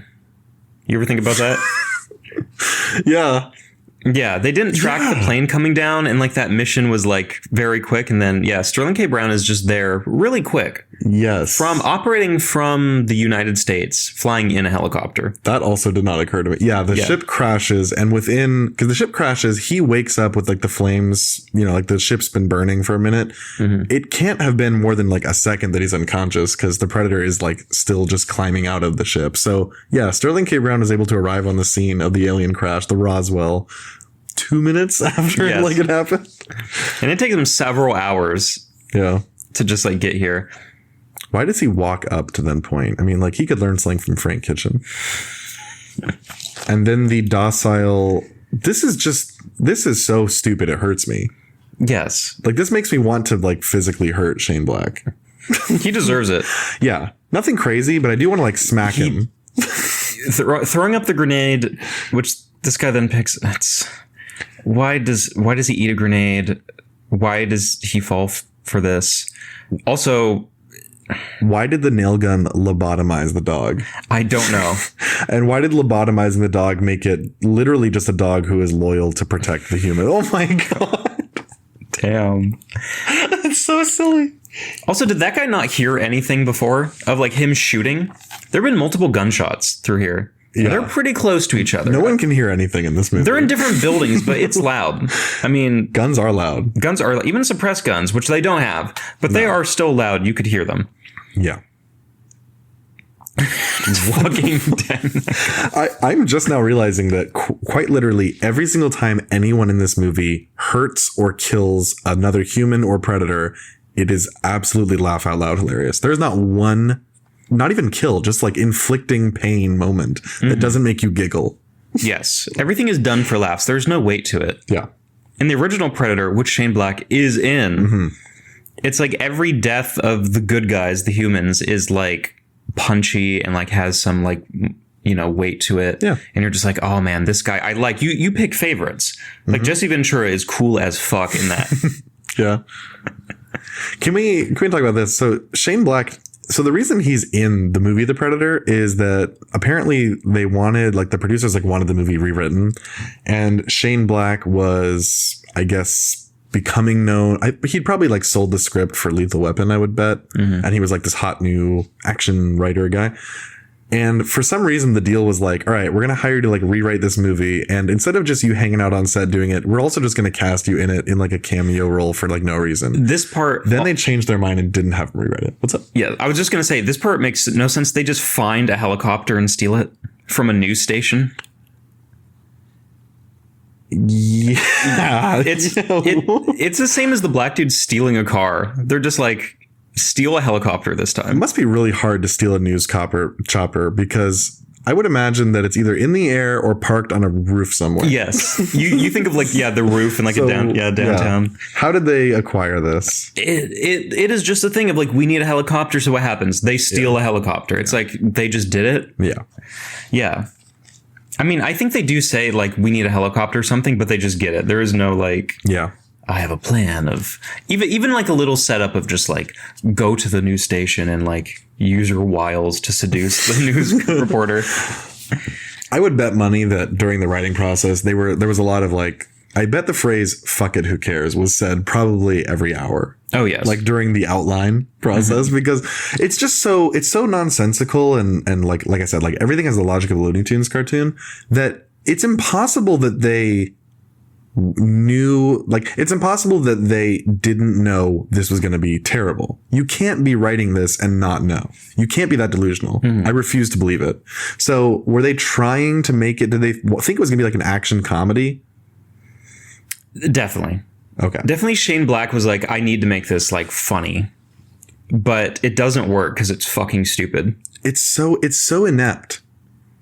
It makes you wonder like if his other good movies are accidents as a director, because he's directed 3 movies and this is, very stark contrast to the other 2. Yeah, I wonder what it was. Was it studio interference? Is Shane Black just a hack? Was he phoning it in? We'll never know. Yeah, at this point, he's, definitely trying to groom the kid here to be like, listen, kid, we're actually the good guys. I need you to translate this language, which also, kind of something I've noticed. When they show the Predator language on screen, it is like 1-for-1, letter for letter. Mm-hmm. So it is definitely like they were just too lazy to write like an actual language. And they didn't write it for this, but... Yeah. I'd like to discuss the logic of this scene. Okay. So the aviators at night, by the way, is hilarious. Yeah, cool. He's a cool guy. This is so silly. So dumb. So funny. So fucking dumb. Anyway, so this child, he put on a helmet that blew up a house. And Sterling K. Brown's logical assumption is this child must really fucking understand the alien technology. So let's take him along and let him unlock the door to this ship. Like first, he knows that the kid's going to be able to do it for no reason, right? Also, Quinn is like, they know where the bad Predator's ship is crashed and go to the site. And he has his sniper. Where'd he get it? I don't know. Probably the one from his house. Whatever. Sure. He has a sniper aimed at them. Like they're tracking them. They know where these people are. They have no idea that they're being tracked by a group of crazy people who are obviously inept. Mm-hmm. And by the way, Quinn learned how to open the alien ship by watching his son do it in that moment. Because later he runs up and he just recreates what the kid did. Yeah, he watched the code. He watched the keys and he learned it from that distance. A lot of leaps in the space of like 8 seconds. Right here, he's just doing evil dialogue where he's like, yo, daddy, dumb as shit, boy. And then he's again. That's so crazy. That's a funny kill right there. Trank right into the eye. Why does he have this, by the way? Because Olivia Munn just like owns them at home, I guess. I guess they didn't just take guns from like all the other people they knocked out. They're still using Trank guns. I mean, this guy threw his gun at a Predator. So they're not the best with guns. Shane. They're violently killing just like normal soldiers that have done nothing wrong. Yes. And for when they team up later, this is like very strange. And also, I love that they made the Tourette's guy do stealth right there. Yeah. They didn't have him like, I don't know, as a sniper or anything, like far away from people where he could tick. Yeah. This operation makes them incredibly unsympathetic. Yes. The quote unquote bad guys in this movie really have done nothing bad except, I guess, they locked up Quinn for witnessing but he also stole the stuff and mailed it to America. Like, they really haven't done anything. Like, you don't even hate Sterling K. Brown. You don't even feel one way about him. Mm-hmm. He's pretty neutral,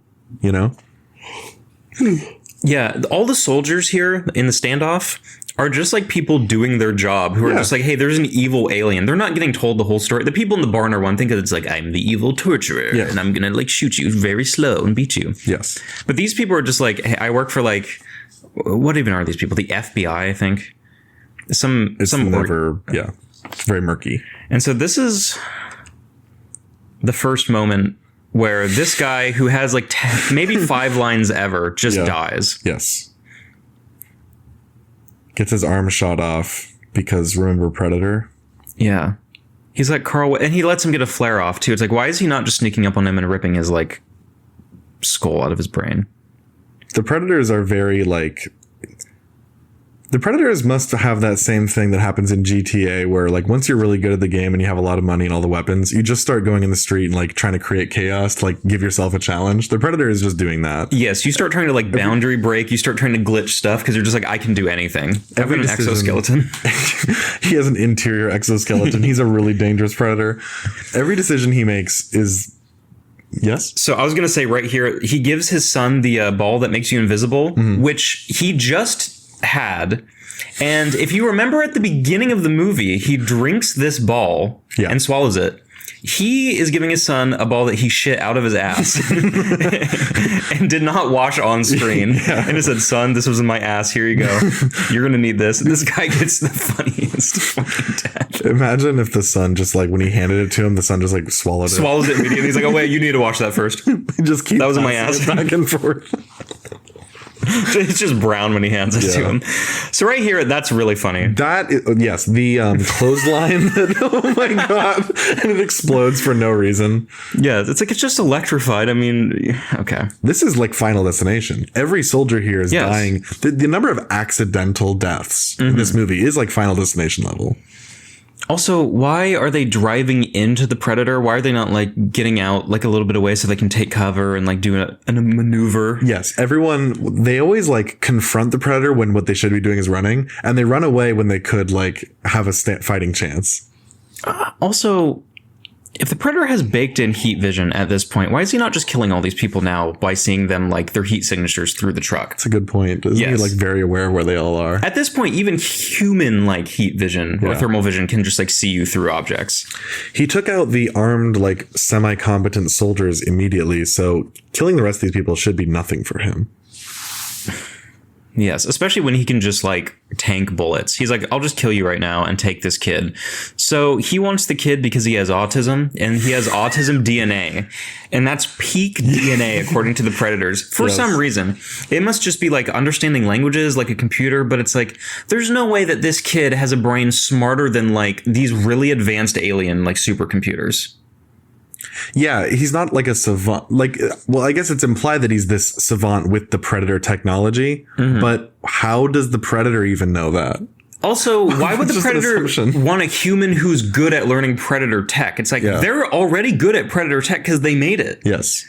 It's like, why would they just have... It's like the equivalent of just like, ooh, like... I don't know. We need to recruit this cat to the army because the cat can shoot guns. It's like, just recruit a guy who shoots guns. I was just about to say, it would be like if you met a dog that, like, in addition to being able to, like, shake, could also, like, you know, make your coffee. Like, it could, like, start the coffee maker. So you're like, oh my God, this guy's got to be in the military. Yes. It is that level of a leap of like, okay, you can do one task. So I'm going to make my life really hard by trying to, like, square into round hole, train you up to be like my human slave, my autistic human slave to help me predator the galaxy. Also, I'd like to say right here that that's just like an Amazon CDV. It has all the shelves and it's... Oh, yeah? I didn't notice. Yeah. I saw it for 1 second there, yeah. Yeah, it really is just like... Yeah, all the shelves there, every bell and whistle, the pull down lever. Man, those were the days. We are very familiar with CDVs. They were trying to kill each other 2 seconds ago. Yes. Now they've teamed up. And now there's like no like, you stay to my side, I stay to yours. This guy freaks out about the dog. Who is just in here somehow. The dog like will not leave them alone. He's like a pest. Yeah. And they put him in the Amazon truck. Look, so before this movie really kicks, because we're now like from here to the end, it really is a roller coaster of just. Before this begins, oh yeah, him blowing up the ship, pretty funny. This movie has no structure. Like the first hour of this movie is just kind of one long setup with nothing really happening, and then you're immediately at the third act. Like there is no there is no journey. It's just like all this like time just getting everyone in one place to then have the shittiest climax of all time, which is beginning now. This doesn't seem like the penultimate part. This seems like a midpoint. Yeah. And also that digital zoom right there was fucking god awful. Great. And also we should point out for something that happens extremely soon that Sterling K. Brown has like a shoulder mounted launcher. He decided, he's like, I want it. Yeah. He doesn't have a thing too of just like, ooh, I'm like interested like in the Predator tech. Like I'm using the Predator weapon now. He's just like, oh, interesting. I'll put on this thing. He picks it up and regards it like he doesn't know what it is. And then the next shot, he's wearing it. Mm-hmm. I guess it's a shoulder mount. Like, how does it even communicate with him? So he's just like, hey, it's a Predator boomerang. You got to catch it. And he just gets a fucking head cut off. So crazy. I'm going to mute myself while I adjust my seat here. Okay. So also Sterling K. Brown just executed a guy right there. So that's how he's evil. He's just killing his own men. He gets taken up into the tree. All the Predator run. He's eating his fucking head. And he's like, damn, this shot. That is the worst shot in the movie. So if that was like an actual like person with like the lighting of like flashlights and stuff, that would look cool. Yeah. A mask. Yeah. Like a real human in the makeup. Yeah. Yes. So this is where I feel like most people realize if this wasn't CG, I would actually be enjoying this. And if this had like any stakes or weight to it, this could be done well, which is what the first movie does. It's what Prey does too, actually. This movie is bad enough that the people like Trevante Rhodes' character and Quinn and his son, all three of them, you have really no reason to dislike them, you know? Mm-hmm. But you still, like, you're kind of hoping they die. Like, that's how bad it is like the characters that really, there's no one who couldn't be sympathetic to them. You still really could give a shit. Like, if all of them got decapitated right now, you'd be like, okay. Yeah. Also, I'd like to say that dude was just smoking a cigarette in this moment. He's always smoking. This whole movie, he just has a cigarette, like, in his ear. Yeah, but all those other times are like downtime or like, yeah, it's in his ear. Yeah. He's just like, I'm running from like a guy who's trying to actively kill me. It's like, who? It's so fucking dumb. It'd be funny if like every time they like recoup, he's like relighting his cigarette. Yeah. He has like 2-3 cigarettes in his mouth. Yeah. His priorities in order. Okay. In order. Oh my goodness. Is this your favorite part coming up with these two individuals? The way that they die. So I haven't seen The Predator since I was like 10 years old. The people in that movie, the humans, none of them die in like quick succession. It's like one every now and then. In the first one, yeah. Right? Yeah. You'd think that you'd want to borrow that same template of like slowly picking off the team throughout the movie and not them all dying within 10 minutes of each other. Yes. So the first guy died right when they're getting into the ship. They kill the guy from John Wick just in the stupidest way. Shooting his arm off and then letting him notify everybody else about the Predator's presence. Yes. Didn't end up making a difference anyway. Yeah, why on earth would the Predator, who's a master hunter, by the way, these people hunt people for sport. Mm-hmm. And he's just like doing the dumbest thing ever. He is also a Predator hunter, I guess. He's the Predator. He's like the fixer for Predators. Yes, he is Predator John Wick to other Predators who go behind. That is so insane. He fucking explodes. He shoots a knife that turns a man into a like fruit punch like pancake. Yes. So, yes, this guy is, like I said, is the fixer for like the Predator Clintons, for a dude who stole like notes from like Predator Hillary, and they're hunting him down. My cell that slow-mo was bad. Yeah, that's terrible. My DNA is like actually like my cells are dying. Like I'm getting literally dumber. It's really hard for me to speak right now. My throat is really dry, and I'm not joking. I've been drinking water this entire time and I feel worse. So he also has a flare gun for some reason. Yeah, which explodes in like a giant fireball. Why are they even shooting at him? He's like his armor is like impervious to bullets. He's not even wearing armor, actually. They all know that he has an exoskeleton. So it's like, I guess they're just like, we need to find something to like, you know, deal with him. The fact that he jumps. Oh my God. That is a blink and you miss it moment where Sterling K. Brown just dies unceremoniously for the Dumbest reason. What was he turning his head towards? And why was he firing? Why? Yeah, it fired exactly once. All right, so Tourette's guy gets thrown into a tree right here and impaled, like at such velocity that this dry ass branch that would definitely just break off immediately. He gets impaled on. Yeah, and he's stuck on. Key and Peele gets disemboweled, and he's bleeding out. That shot right there was not filmed on the same day. This is so hilarious. So they're staring at each other, both dying. They give Key and Peele is doing like comedy sketch face there. Yes. They point guns at each other. They don't have a countdown. They just know that they're each going to shoot each other exactly at the same time to mercy kill. Because they're brothers now. Yeah. By the way, if you were thrown into a tree so hard that it like impaled you and like clearly went like through your spine. Yes. Wouldn't that immediately kill you? Probably. There's no way to survive your spine being ruptured, right? It's not like that scene in Scary Movie where you're pinned to the tree and you're just like, the car's the only thing keeping him alive because it's like your blood flow. It's stopping you from bleeding out. It's like, that's different. This one is just like, your spine. He's through the center of his body. Yeah.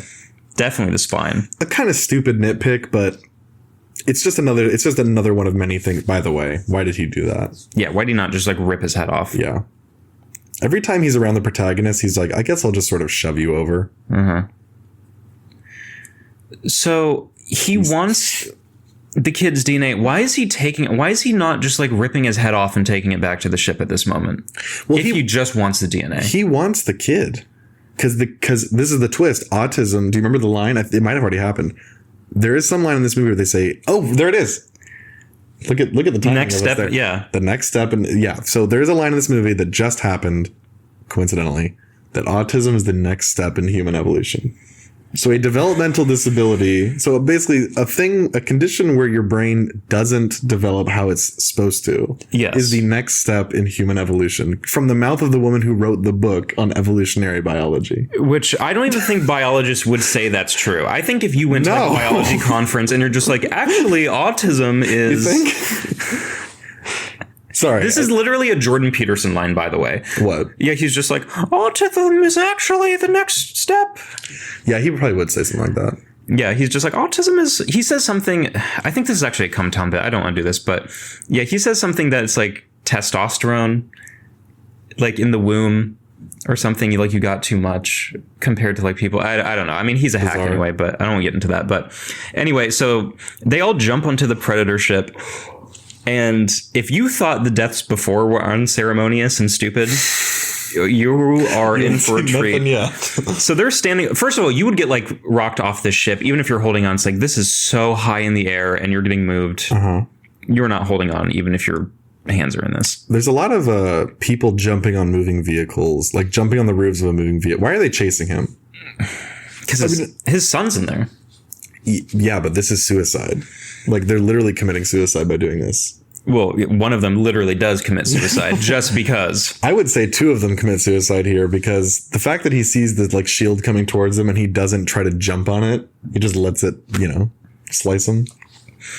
This is like, what's that? Is it Resident Evil? Yeah, Resident Evil, like with that hallway scene, that famous hallway scene. This is kind of similar, I guess, but they jump on top and underneath, right? It slices one of his hair off, so you see that, this is going to slice something, but he's like... shooting at it. Yes. He's shooting at random stuff, too. It was like mid in the air, and then so he gets bisected and then dies. He's gone forever now. He thought that standing there, pointing two guns in different directions, shooting at the shield would save him. Insane. He makes the logical assumption that the best thing he can do is to jump into the engine, which works. I guess. Like, he makes a choice here where one of them is just like, I'm going to go under the shield, and this one's like, I'm on top. And that's one thing where it's like, Carl Weathers makes a mistake in Predator where he turns the wrong way to shoot the Predator in time and gets his arm cut off and dies. This is one of his Carl Weather moment where he's just like, I'm dying. But does Shane Black think that people are just ready to commit suicide at any given moment? I mean, he's probably suicidal. I imagine, this guy or Shane Black. Imagine your name is on this movie. Like, I would never leave the house.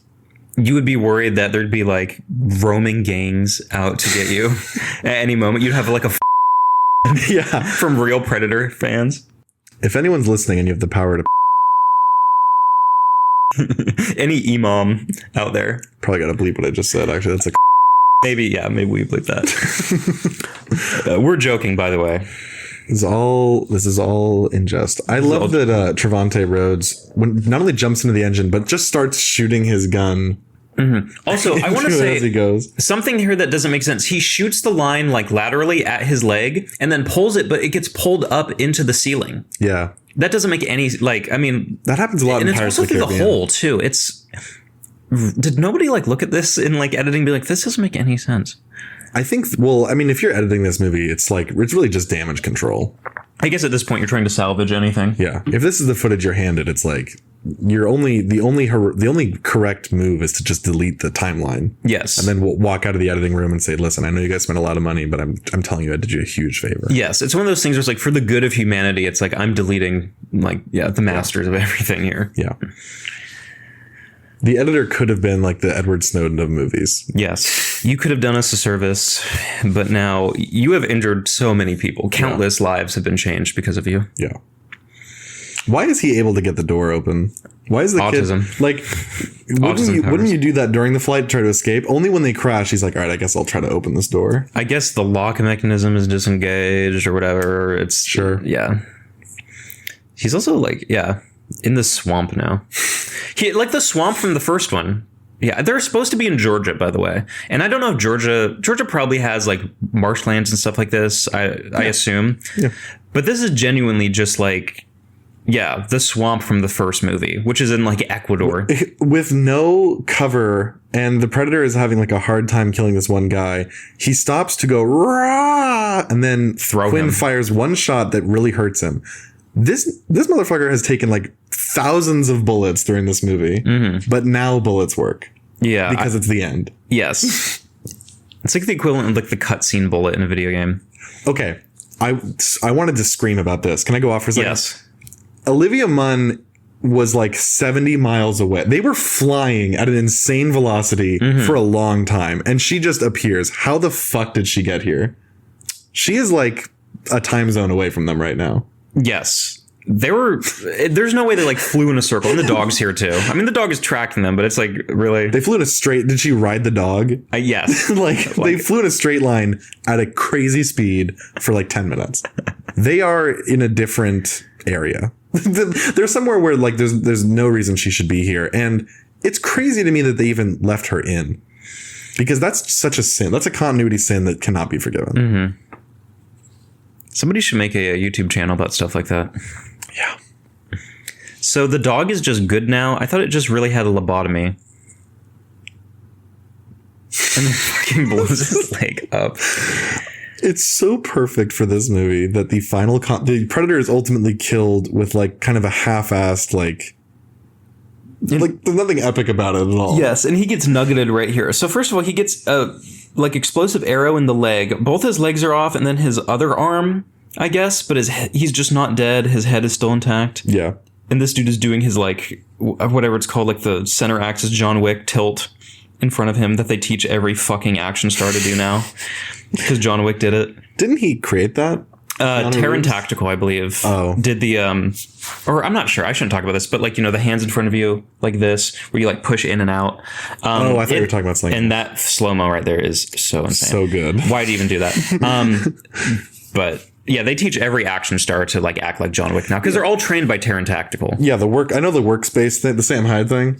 Yeah. But I thought you were talking. There is something that Keanu Reeves does in John Wick. I don't know what it is, but one of his moves supsupposedly is something he created. The one-handed press check, where he takes it and he flips it up and yes, and does right. that. Yep, exactly. Also the magazine flick out like that. Apparently, according to Chad Stahelski, I don't believe this. He was the one to invent that. He's like, what if I do this? And Chad's like, oh my God. But I mean, I feel like someone has done that before. Who knows? Yeah. To just get it out quicker, I guess. But he's been in a lot of movies where he had to use guns. Maybe he's a gun fan like you know. Chad Stahelski was in Vampires, by the way. That's a connection. That's very interesting. As a stunt double. What is this pile of garbage that he's going over with his son right here? It's all the stuff his friends who have died in stupid ways. I know. Yeah. Why the fuck is he explaining this to this? Why would his son give a shit? He met these people less than 24 hours ago, and he's like, they were damn good men. Damn good men. And I guess all is forgiven, even though him and his team. He was part of a conspiracy that murdered dozens to kill government agents. But he's now like a general. Yes, he's wearing a beret. Yeah. Oh, a captain, I guess. Did he get promoted? Was he always a captain? Well, I mean, his uniform looks pretty official. I mean, I don't know anything about patches or anything. Like, I can't look at him and know what rank he is, but the fact that he's not under the jail right now. Yes. Yeah, the president would have this guy killed. Yeah. They can't cover up that a predator like destroyed all this shit. Yeah. What do you think is a worse ending? This or Fant Four Stick? Because, I mean, it's kind of the same ending of like, shit, like, you know, climax is done and like now we're like rock stars and we're in a lab and we're cool. Like, it's the same exact like kind of last scene, you know? Which one is more offensive to you? I think this is because it introduces something so fucking stupid. This is so great, this moment. Did you remember this? No. I didn't remember this at all. And when they say this line of dialogue that's coming up about how it's the predator hunter, I was like, oh, fuck, is there like a xenomorph in this movie? Mm-hmm. And when it starts opening, I thought like a little baby alien. And I was like, oh, I completely forgot about that. Like they're trying to restart the AVP shit. Because I was like, what can kill a predator besides a xenomorph canonically, right? Mm-hmm. You know, only a human. So the fact that it's in his ship, I was like, oh, he was bringing an alien here to kill the... And then it's just an Iron Man suit. Yeah, he's just like, oh, by the way, like, yeah, he's giving this to humanity, I think. He jettisoned this just in the middle of nowhere to hopefully be found by an average human who could then use it to kill the big alien that was also going to leave 5 minutes after arriving. Why didn't he put it on? Yes. Why didn't he put on the Iron Man suit that helps you kill bad predators? I mean, like I said, nothing in this movie makes sense. Would this even fit a predator? Or like, I need to see what this looks like again. Because I remember it looking really fucking stupid. It's human-sized. Did they just say that? Well, you can see it. Okay, I mean, I'm just saying, the design of this is like an Iron Man suit, if I remember correctly. Yeah, it's human-sized. It's made for a human to wear. To kill a predator? Yeah, exactly. Like, why would you even design a machine that you could give to humans that helps them kill you? Yes. Doesn't make any sense. Who would have invented this? It's not like the traitor designed this. Yeah. Like, he's the only one who would have a use for this because he's a traitor. I guess so, but I guess it doesn't fit him. I mean, yeah, really, this makes no sense at all. It's so, like, illogical, it actually gives you a headache. Because if this movie was like a huge like commercial success, what was going to happen was that this was going to be the setup for him to like go to the predator planet and kill predators, maybe, right, or kill them on Earth. But yeah, now he has like Black Panther suit on. Did you think that guy was dead? Yes, I thought that dude was going to die in a really fucked up way. It seems like it's like eating him or like using his body to like whatever, and then he's like and it like finishes assembling itself and then just turns off for no reason. I guess that could fit a predator in theory because it like builds around you. That's true. Why? So yeah, he just has like crazy cool armor that he doesn't wear. Yes. Yeah, it's blow it out the airlock. And the fact that he sees this and he's just like, that's my suit.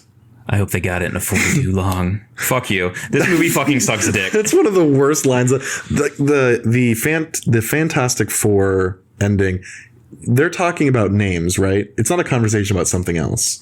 They are standing there like, what are we going to call ourselves, right? Yes. Yeah. And then the guy goes like, it's fantastic. Say that again. This line, the fact that he sees this device like attach itself to this guy who didn't even touch it. It's clearly dangerous. It's clearly unstable. And this is after, at some point, seeing Sterling K. Brown blow his own head off with one of these devices. Like, but he still trusts it. He sees it. Not only does he trust it, he says, that baby is mine. Yes. I hope they got it in a 42 long. He's like smirking. So this like insanely traumatic event where his son was kidnapped multiple times by predators and the government. And he's just like, I think I'm going to get back in the pool. You know what I mean? It hasn't dissuaded him at all from like being around predator shit. It hasn't made him want to retire. Yeah. And like be with his family. Yes. First of all, his wife is like completely just removed from the movie. Oh yeah. At this point. I mean, it's like him and his kid are there. It's like, what happened? So like his kid works at this like facility now translating Predator for everyone. It's like, Yes. from everything we've seen, it's like a 1-for-1 language, like with the same amount of characters. Yeah. It's not even really that hard to understand. Yeah. They could probably tell him and like, thanks kid, get the fuck out, because this is a military installation.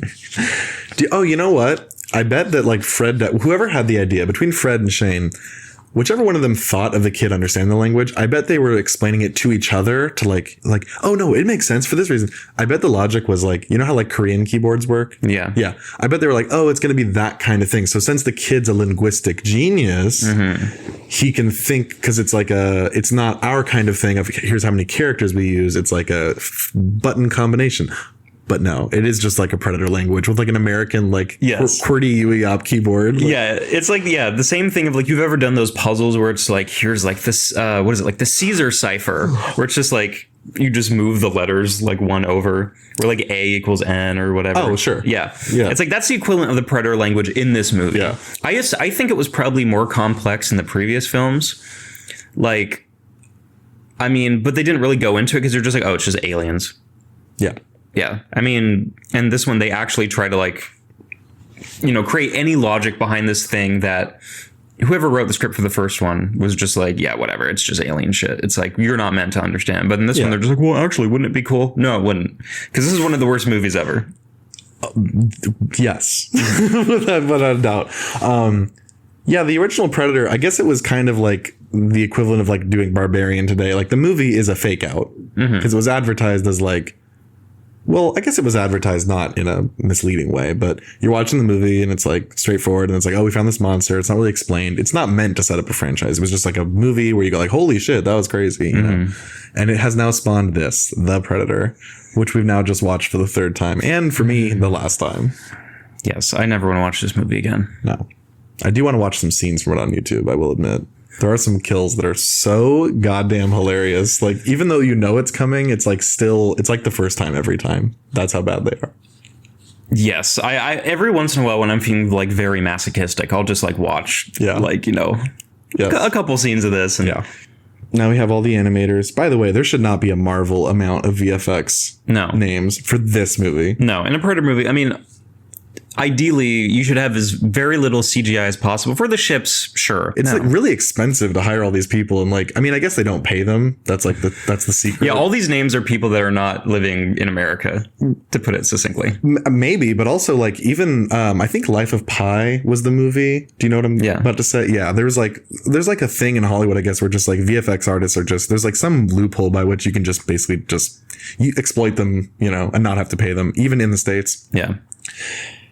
It's like more effort. It's like much more time and everything. And like, there's really no benefit to leaning on the CGI this hard for this movie, where it's a lot easier to just make costumes and just like have it be like the Jaws thing of like, you don't really see the Predator. It's always like, he's like dipping behind trees. I mean, this sounds obvious, but like, why would you want Predator dogs? Was that like a studio note of like, we need like a new creature? Probably. It was just like, what can we do here? Yeah. Damn. Breaks your brain, bro. I feel dumber. May God have no mercy on Shane Black's soul. You need to stop making movies. He does. You need to check yourself into a clinic. Shane, you have for the AIDS you gave me. Shane, you have a giant house, and I really hope that you have to pay my medical bills and you have to sell that house to do so. That is the making and authorized distribution of this film supported over 15,000 jobs. Those people probably would have been better off if they just starved. They'd probably be more proud. Yeah, make sure to dislike I dislike this for the record. All right. I need to pee.